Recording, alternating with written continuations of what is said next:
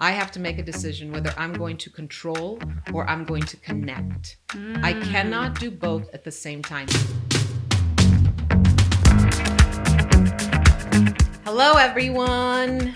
Welcome back to the Hope and Humor podcast. I hope everyone's doing well. How are you doing, Kat? I'm good. How are you? Good. We're going to talk today about something that was so important for me to work on when I was learning to support my oldest son through his mental health struggles. And anybody that has struggled with control, and sometimes we don't even realize we're control freaks until we become parents, will be able to relate to this. So funny enough, in my first book, Hold On But Don't Hold Still, there's a chapter titled Control Freak. And I write about working on my control. And then after I wrote that book is when my son's struggles really got bad. And I was like, well, I guess I haven't worked on it enough. So, if you read my second book, I Can Fix This, which my son and I wrote together about his journey and, all the mistakes I made trying to learn how to support him, that that's sort of like a ongoing theme through most of the chapters were my control issues. And I think from, I don't know about you, Kat, but like you have 4 kids. From when they're little, we worry about them out of everything else in our life. Like, this is who we love and want to protect. Like, it becomes like the most important thing that we just want to get right? Yes. Out of everything else, parenting is the one thing we don't want to screw up. Yes. And parents make the silliest little mistakes that are human and beat themselves up over Yes. it, right? Which I always tell parents, like, A, don't feel guilty for so many things you shouldn't feel guilty about. And B, how lucky are your kids that they have a parent who puts that much thought and care into raising them? Sure, but I think we care so much that then we mess up because Exactly. we're caring so much. Well, we care so much that we allow fear to take over. Yes. And we parent out of fear. Yes. And that's, anyway, I wanted to ask you before I get into my own story, have you had those moments with your kids where you feel like, I just want to control this? And whether it was when they were little or teens, one of your kids was struggling with something or on a path you thought was maybe dangerous or dating someone you didn't like or whatever. And you just feel this like, I wish I could control this. Yes. There have been many times I felt like I am not liking what's happening. I wish I could control it. I wish I could fix it. I have to say, though, that I feel like I've been pretty good about finding the thing I can do and not, maybe I might obsess or stress about it for an evening or something, but I tend to be pretty proactive about it and try to find the one thing I can do. Yeah. I can remember with one of my daughters when they were like 13 and I could feel her pulling away. And she was, on social media all the time. This is before we realized we shouldn't have our children on social media at 13, right? And so she would come and say weird stuff. I was like, oh my gosh, what am I doing? What am I doing? So I made the choice, instead of just worrying all the time and feeling like I had to control something or taking the phone away necessarily, I said, hey, let's watch that TV show that you really love. And you've been saying, hey, Mom, will you watch this with me? Let's watch it. And this is a show I did not want to watch. It did not sound fun to me. But it was important to her. But she really liked it. Yeah. If she's listening, don't tell her she found out. But so that's that's an example. Yeah.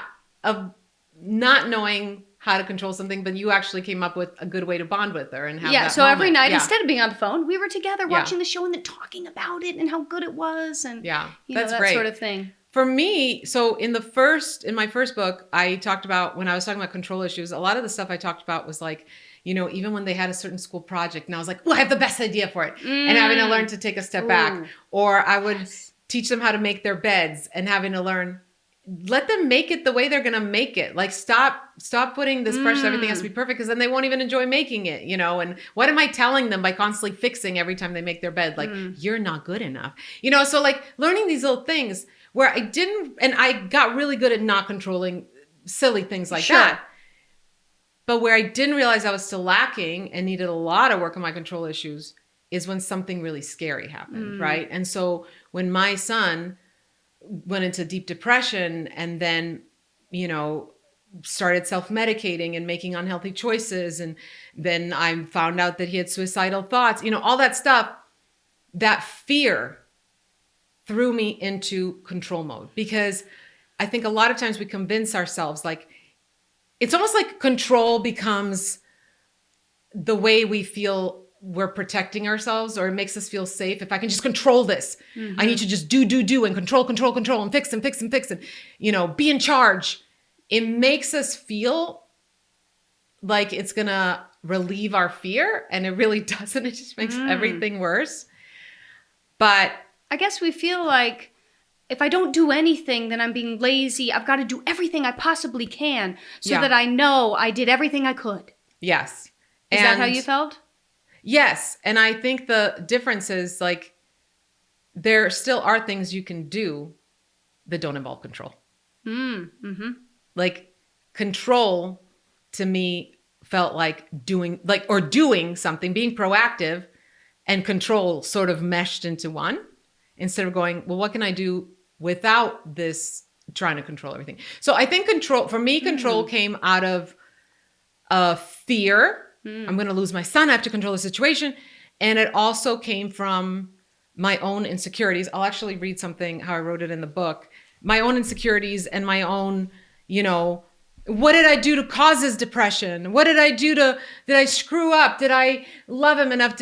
And also why can't I make this better? Why are we still struggling? I thought we took 5 steps forward and now we're 13 steps back, which happens with mental health a lot, right? It's a roller coaster ride.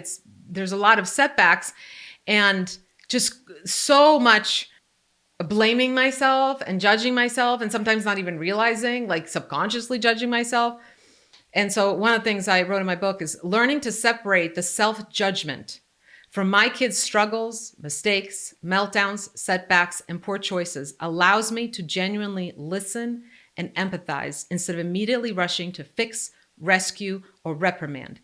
It's almost impossible for me to show unconditional love and offer unwavering encouragement to someone when I'm operating from a place of self-rage. And I would also say from a place of fear. Every encounter I have with someone is influenced by the aspects of my life that still need healing. I'm going to read that again because this is so true for all of us. Every encounter I have with someone is influenced by the aspects of myself that still need healing. The relationship I have with myself affects all other relationships I am a part of.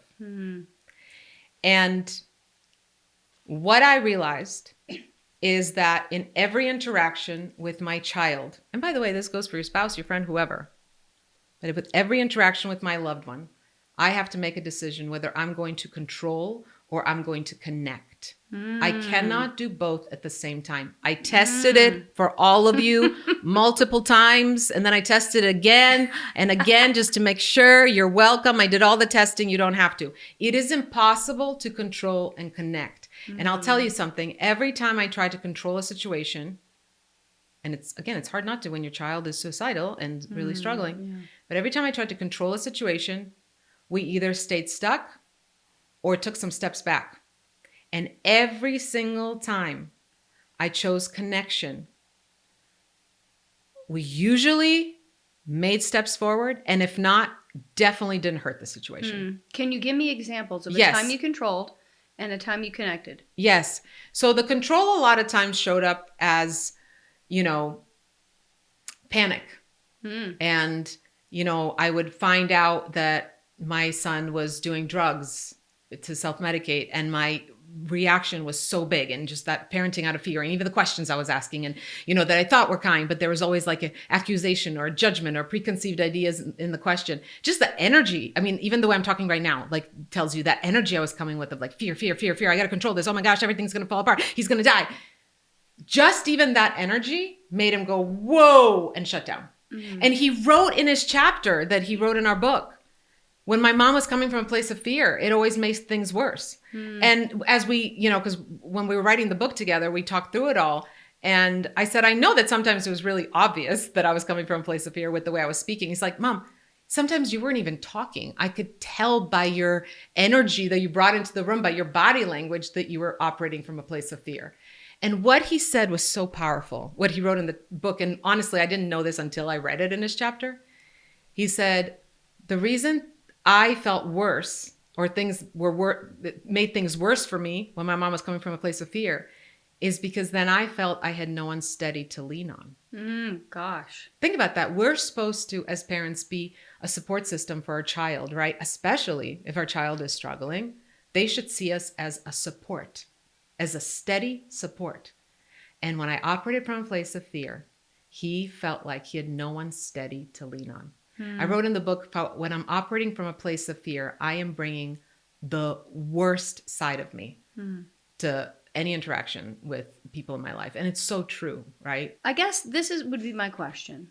Because fear is one of those things that how do you stop feeling fear? If you're operating from a place of fear, well, it's easy to say, well, just don't be afraid anymore. Stop the fear. I don't think it's about stopping to feel fear. I think it's not giving fear power. And it's also how we deal with the fear. It's just like I tell my kids all the time, and from when they were little, I said, it's okay to feel anger. Anger is a real human emotion. And I didn't want to tell them, don't be angry. If they feel anger, it's okay to feel anger. But there's a healthy way to deal with anger. There's an unhealthy way to deal with anger, right? Same thing with fear. It's not that we're trying to eliminate the fear. If you find out that your child has suicidal thoughts or is harming themselves, which I'll touch on a story about that in a second, it's not that you're not going to feel fear. It's how are you going to deal with this fear? So am I going to let that fear throw me into control? That's an unhealthy way to deal with fear. Am I going to let that fear throw me into being emotionally reactive?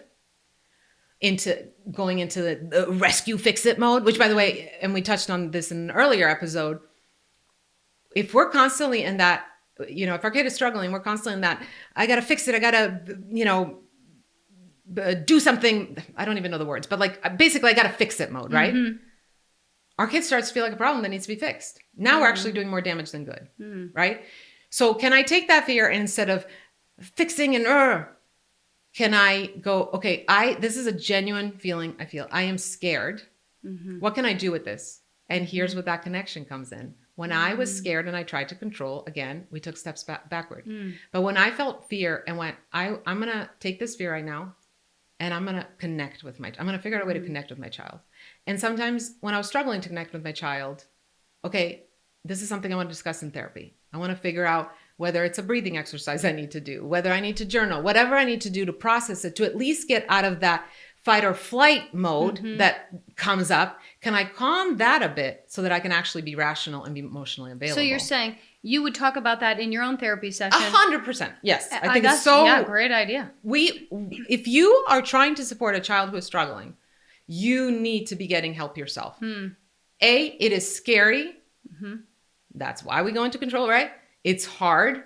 And B, it's going to bring out every insecurity you've ever had. It is going to, like all of your, when you are supporting a child who's really struggling, all of your insecurities are going to get so loud. It felt like life turned up the volume on everything I ever thought was wrong with me.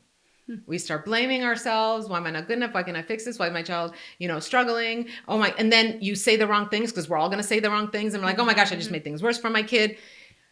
You're going to make mistakes. We all make mistakes. Can you make mistakes and hold yourself accountable instead of beating yourself up? That's going to be hard if you didn't do some inner work, right? That's a big thing I had to work on is, can I make a mistake with my son and hold myself accountable? Hey, I want to learn from this. I don't like the way I handle this. I'm going to apologize. I'm going to work on this and not beat myself up where I dwell and go, I can't believe I did that. I'm a loser. I'm stupid. My kid deserves a better mom. Other parents don't do this, right? There's a big difference between those two. But what I realized is the control. I was managing him more than I was connecting with him. I was managing him more than I was actually knowing him, getting to know him. See, control a lot of times is followed with judgment and assumption. Connection is curiosity. And well, I'll give you an example of when I got it right. Okay, yeah. So my son, when he was 14, I asked him once, and I already knew that he was struggling and he had depression. And I asked him, have you ever thought about hurting yourself? I didn't even know how to word it. I was trying to ask him if he's ever had suicidal thoughts. And I was in so much fear that I couldn't even say that word. So I said, have you ever thought about hurting yourself? And I'm sitting there, we were in the car, and I'm totally hoping he'll just say no. And maybe one of the reasons I asked, honestly, was selfish. Like, I need this reassurance, right? Yes. And instead, he said yes. Hmm. And I immediately, it's like my whole life changed. My whole world changed. And I said, have you ever tried? And he said, not yet. Hmm. And that yet sounded like he was speaking into a megaphone. Like, it was, that yet just sounded so aggressive. Even though he said it quietly, it was just like, yet. And I remember in that moment, just fear taking over. He was only 14.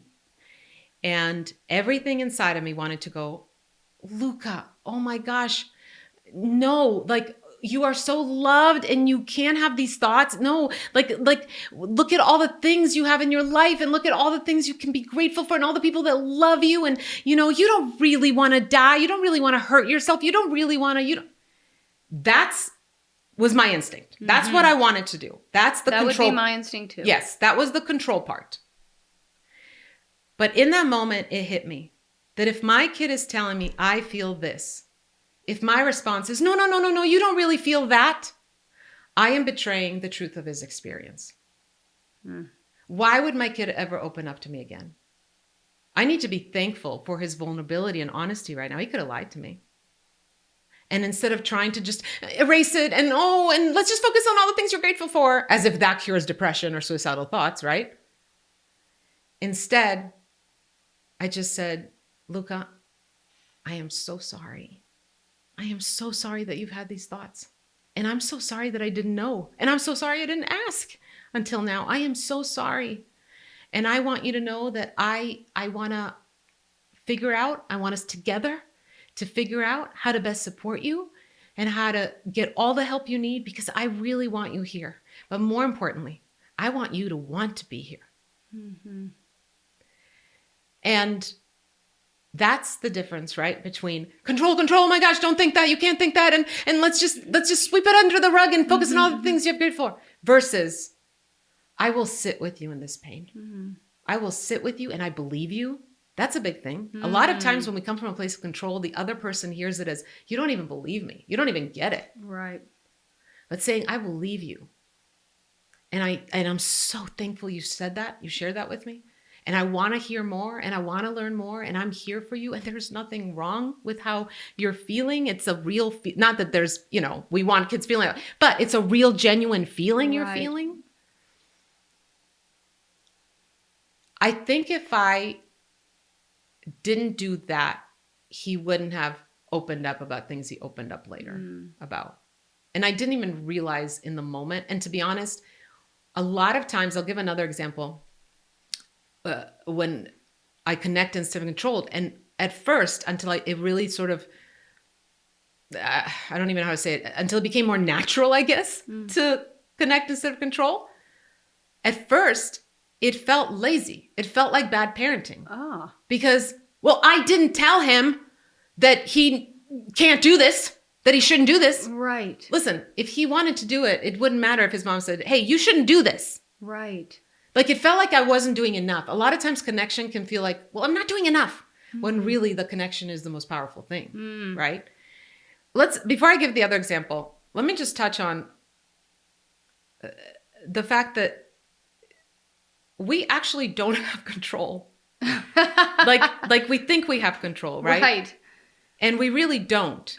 And what I realized is when you convince yourself that you can control things, like you're like, nope, my kid is struggling or whatever's happening and I should be able to control this situation. When you convince yourself that you have that power, that you can control, and you're in that mode, well, then when things don't work out, whose fault is it? Well, it's yours. It's yours because you were supposed to know how to control it. So what happens with control is it actually destroys your own mental health as well. Because now you have way more things to beat yourself up over. You were supposed to control that and you didn't. It's your fault. But if you accept, I can't control, this is beyond my control, then it's way easier when things don't work out to give yourself grace, to not beat yourself up, right? And also, our job is not to fix everything, and we're not capable of it, right? Like, the only thing I can control, really, is how I treat myself and my attitude, my mindset, my own actions. I can't control anything else. So the way I sort of joke with myself when I feel that control mode happen is I'm like, well, I'm not going to stop being a control freak. I'm just going to control what I can. So instead of just not controlling at all, because I feel like I got to control something. Right. Great. Control yourself. Sure. Control yourself, Kristina. Control the way you treat yourself. Sure. Control. I just burped. Control, giving yourself grace and kindness throughout this whole thing. Control your attitude, control your mindset, control, being a good listener, being a good support system. Control that, but don't try to control the situation or somebody else, another thing or another person. And I think that also is so powerful. If you put that control on, okay, I'm going to control how I treat myself and how I show up today. That's a great thing to control. Yes. That's amazing. And that's where your power actually lies, right? If you try to control someone else, you'll just end up really disappointed. Yeah. Because the truth is, when I was like, look at me, I'm letting go of control. I'm getting better. The truth is I wasn't letting go of control. I was letting go because I never had control in the first place. I was letting go of the illusion of control. Right? I was letting go of the lie that I could control. Yes. I wasn't actually letting go. I never had it in the first place. That's so true. And that's so important. So let go of the illusion that you actually have the power to control things. And also accepting we don't have the power to fix everything and some things have to be endured. Man, is that hard to accept as a parent. Man, is that hard to accept that some things in life just have to be endured. And then, for those people that have heard my story about my Wednesday night dinners and how I stopped focusing on my long list of things I can't do and don't have and instead start focusing on my short list of things I can do and do have. That's where my power lied. I think that's the same is true here. Like when we're in control mode, we kind of lose, we're not rational anymore, right? Because we're operating from a place of fear. And we forget to go, hold on, what actually can I do right now that's helpful? Like, what do I actually, what can I control right now? And again, it's how we show up and how we treat ourselves, right? Okay, the other story I wanted to share when I actually got it right. So when my son was 17, and at this point, it had been years of, therapy and medication. He had been in a psychiatric hospital. He had been in a residential treatment center. So much support and help, was put towards trying to help him get better. And as anyone who's been through mental health challenges knows, 2 steps forwards, 5 steps back, it's never a linear line, right? But he seemed to be doing better. And I was so filled with hope. And one day I am walking by him in the hall, our upstairs hall, and I notice something on his arm. And I walk over to him and I pull his sleeve up and I notice fresh cuts. He had been cutting and blood running down his arm. And everything inside of me just wanted to control that situation. Everything inside of me wanted to, come with that energy of fear. Yes. And we got to fix this. And we got to, Yes. And everything inside of me wanted to go, oh my gosh, Luca, you can't do that. And, that whole energy. And by then I had learned, and I remember so clearly thinking, you have a choice right now, Kristina. You're either going to control or you're going to connect. Now, talk about being filled with fear, in that moment. And I chose connection. And I didn't even know what to do. So all I said was, I kind of calmed my voice down. And I took a deep breath because I didn't want to bring that energy. And I said, Luca, do you want to meet me in your room? And I'll help you clean that up. And he nodded. And we went into his bedroom. I grabbed the first aid kit. And we sat on his bed side by side. And I cleaned his bloody wounds. And as I'm wiping them, again, all of that fear and control is wanting to, I need to lecture him right now, and I need to tell him, and I need to, And I just kept reminding myself, take a deep breath, take a deep breath, be emotionally available, don't be emotionally reactive, don't control, choose to connect. And I said, Luca, what did it feel like? Did it take away your depression? Did it help? And he said, no, it didn't help. And I said, okay, so then let's decide that you tried it. It's not helpful. And maybe next time you are feeling really down and really struggling, maybe before you do anything, call, whether it's me, or if you don't want to talk to me, call a friend or a therapist, and maybe we can find another way to cope with those feelings. Maybe something that will be helpful. How do you feel about that? And he said, okay. And then I gave him a big hug, and I kissed him on the cheek, and I said, I love you so much. I love you so, so, so much. And I walked out of his room. And I remember walking out of the room and thinking, you didn't do enough. You didn't do enough. You didn't even talk about the dangers. You didn't even, again, give him some sort of life lesson. You didn't do enough. Later on, when we talked about this, he said to me, Mom, the way you handled that situation made such a difference for me, because I didn't feel like I was a problem to you. I didn't feel judged. I didn't feel like I was abnormal. I didn't feel like I was making your life awful. All I felt was loved and supported. Again, so often when we don't go into the control mode, we feel like we're not doing enough. What my child needed in that moment was to feel loved and supported. And I'm not saying this is going to be the story for everyone, but for him, after that, he never cut again.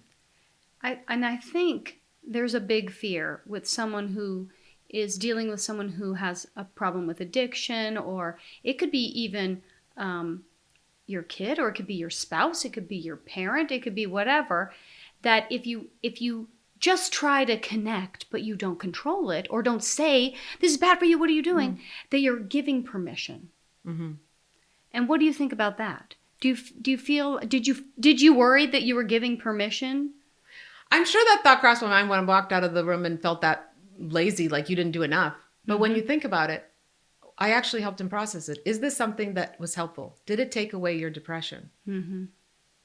Are you open to trying something else the next time? That's really all the power I have. If my kid is going to cut again, he's going to cut again. It doesn't matter if I say to him, you can't do this again. Is that really going to stop him? How many times did a kid stop using drugs or stop whatever unhealthy behavior because mom said, don't do that again? Here's the thing. When kids or adults or anyone is using unhealthy coping mechanisms, whether it's drugs, whether it's self-harm, whatever it is, it's coming from a place of pain. It's coming from a place of, a lot of times, from a place of, I'm not good enough.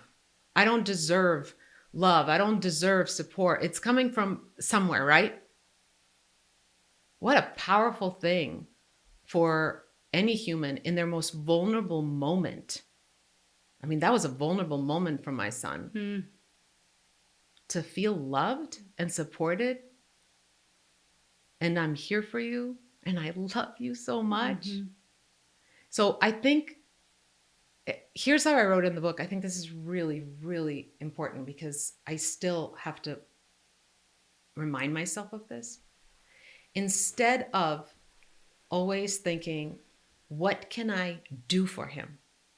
I had to start thinking, who can I be for him? What can I do for him was the stuff that was throwing me into constant, I got to fix it. I got to make it better. Control, control, control, control. Who can I be for him? I can be a loving support system.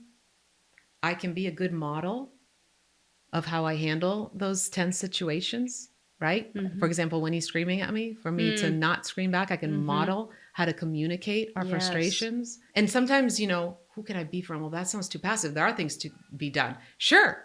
But who can I be for him? I can be the person that, yes, helps find the right therapist. And there's going to be action in that. It's not a passive thing. But it's a very different way to approach a child, especially a child who's struggling, but any child. Instead of what can I do? What can I do? Who can I be in this moment for my child? That's what they really need from us, right? And again, that's where our power lies, because that's the only thing we can control. The reason we're doing all these things and running around like crazy trying to fix it all is because we're trying to change things that are completely out of our control to change. So, you know, I do want to touch on my son, you know, got so much better and things were good. And I still had those, even when things were great. And he'll be the first to say he's going to struggle with his mental health for the rest of his life. And there are good days and there are bad days, but thankfully he wants to live. In fact, my favorite sentence in the whole book that we wrote together is the very last sentence he wrote. And it's, I'm glad I'm still here. But even in great moments, my old fear and my anxiety were trying to look for evidence that something was wrong. It's like almost like I was so addicted to needing to fix something. So, well, you know, at the same time, you don't want to miss a sign that something's off. Okay. Yes. So I get it. Yes. I get that. But if we're living in that constant alertness, right. It's not healthy for them. It's not healthy for us. It's definitely not healthy for our relationship. Right. Right. And so, you know, I had to really learn to deal with my own PTSD when he got better. Right. Of don't try to micromanage everything. Like, connect with him. And by the way, if we want our children to open up to us when they are struggling, if we want them to come to us, they're more likely to come to us if they feel like we're there to connect instead of we're there to control. You know, it's like the whole thing about when your kid comes to you with something, don't just start lecturing them. Ask them, do you want my advice right now? Do you want my input? Or do you want me to just listen? And maybe don't jump to conclusions. Yes. And 99% of the time I've asked my kids this, even my youngest, they'll say, I just want you to listen. And then if I actually do the right thing, which is hard for me sometimes, to bite my lip and not, you know, insert that lecture, but just listen. What happens is they'll go, okay, thanks, bye. And they'll walk away. And then I'm not kidding you, almost every time, sometimes within minutes, sometimes within days, they'll come back and go, so what do you think? What do you, like, give me your advice. But they don't come back and do that when I slip and start controlling, right? So even that, and I'm just noticed I say by the way a lot. And by the way, that's our job as parents. It's not to fix it and give them all the answers. It's to help them process it. It's to help them process it. We talked about this in another episode, but I want to bring it again. It's asking them, like, what decision would make you the most proud? Right. What do you think is the right next step? Right. Because again, I don't know about other control freaks listening, but my control issues would immediately send me into, I have this brilliant advice because I have all these decades of life experience and I've gone through really hard things and I'm going to teach them what I learned. Yes. There's a time and place for that. But isn't it more powerful for me to instead go, okay, I hear what you're saying, this dilemma you have. What do you think is the right decision? What would make you the most proud? What do you think is the right next step? I am not going to be around forever. I will be dead, and hopefully they will still be here. And I am giving them a much greater gift when I teach them to process. And again, they're more likely to come to us if we are connecting and not controlling. I've used my mother-in-law as a great example of this because she never has tried to control me, because she doesn't give me unsolicited advice. Who do I call for advice all the time? I call her. When I look at my friends who have the type of relationship with their parents where they're calling them for advice, they're calling them to open up, they're calling them because they actually want their wisdom. It's the parents who are not controlling. It's the parents who are not butting in. It's the parents who are not constantly criticizing, who are not constantly lecturing. Those are the older parents who are getting phone calls from their adult children, wanting their input and advice. So I guess more curiosity, right? Less assumption, less judgment, less lecturing, more listening. I've this is something I wrote in my first book before I even knew we would go through all this stuff, that I realized that with my teenagers, if I don't shut up, they're going to shut down. That's just a fact. I have to do more listening than yapping. And again, where does our yapping come from? Fear. If I don't teach them this lesson, they will not know. And this is such an important lesson. So one of the questions that I've been asked a lot after my son and I shared our story and we did a video together. If you haven't seen it, by the way, you can just, Google my name, Kristina Kuzmich, and then Son opens up about mental health. And this video will pop up. It's on YouTube, Facebook, everywhere. Where my son, when he was 18, he's in his 20s now, but when he was 18, we sat down and we did this long interview where we talked about our journey and all the mistakes I made. And he shared how all of that time felt for him. And after that video came out, one of the most common questions I got was, when did you notice things get better in your home? Like, when did you notice the change, and in your relationship? Because there was a time where he hated me, or the way he would write in the book, he thought he hated me. He didn't actually hate me. What happened? What was the change? And my answer is, when I stopped trying to fix him and his situation and worked on fixing me. It's that thing of where am I going to focus my control?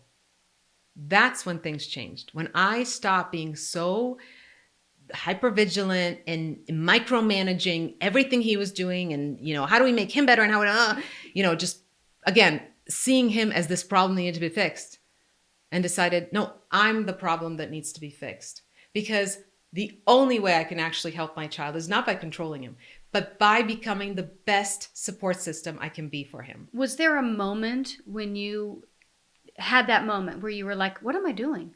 I've got to turn it around. Was there a moment for you? There was many moments. It wasn't one turning point. It was many turning points.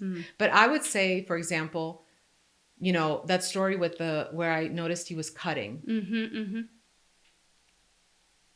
Finding out that helped him so much. Finding out that he got exactly what he needed in that moment. I was like, man, I did opposite of what I felt I needed to do. Opposite action. Yeah, exactly. We've talked about that before. I did opposite of what my, instinct, my bad habit was. Talk about bad habits. As much as he had, unhealthy habits with choosing to do, cope with drugs and all that, I had unhealthy habits of control. And when I realized that's where my power lies, that's where I'm actually effective. I want to do that. I want that to become my instinct. And how do I get there? Well, I got to heal some insecurities. I got to work on the self-judgment I have, right? I got to work on, not blaming myself and all that. And then I also got to deal with my fear. How can I handle my fear in a healthier way? Because this is not fair to him. I have this thing that I did with him that was so powerful. And this is just another example of connecting. This was he was already older. I think he was 19, maybe 20. I don't remember. And I took him out to dinner and I said, I'm going to ask you to do something, and you might think it's silly or cheesy or a stupid mom thing, but if you have it in you, please play along. Help me understand what it's like to be you. And I thought he was going to roll his eyes. And instead, I remember he put his fork down and he sat back in the booth. And I was like, wow, I got to think about that. And I repeated, okay, help me understand. What is it like to be you? And it was just one of the most beautiful conversations we've ever had. He started opening up. He kind of walked me through his day. I didn't even expect him to do that. But that inspired me to actually ask my other two then to walk me through their day, which I'll touch on in a second. And he was like, well, when I wake up, what is it like to be in my body? And he started telling me about what anxiety feels like for him and how depression creeps up. And, I won't go into details, but it was fascinating. I think that's a really beautiful thing, an exercise or whatever you want to call it, conversation we can have with our loved ones. I actually eventually even asked my husband, I'm like, help me understand what it's like to be you. That's that curiosity. I'm not trying to control anything. I just want to sit and listen and get to know you on a much deeper level. And then eventually, I remember with my youngest one, I think he was 8 at the time when I asked him, I didn't know if he would really help me understand what it's like to be you. So I kind of used what Luca did. Mm-hmm. And I said, walk me through your day. Mm-hmm. When you wake up in the morning, what's the first thing you feel? Are you excited to be up? Are you nervous? When you walk into the class, you know, we kind of walk through every step of the day. You walk into your classroom. Are you excited to see your friends? Is there any anxiety? Is there fear? Is there nervousness? Is there joy? Is there, you know, and we walk through the whole day. And I learned something new about him that day, that I didn't know. Completely new that I had no idea about my son. And then I did it with my husband. I was like, help me understand what it's like to be you. It's such a beautiful way to connect and to choose to be a student. And I guess that's the other part of this whole control versus connection. Control is I am the teacher. I am the authority figure. I'm going to control this situation.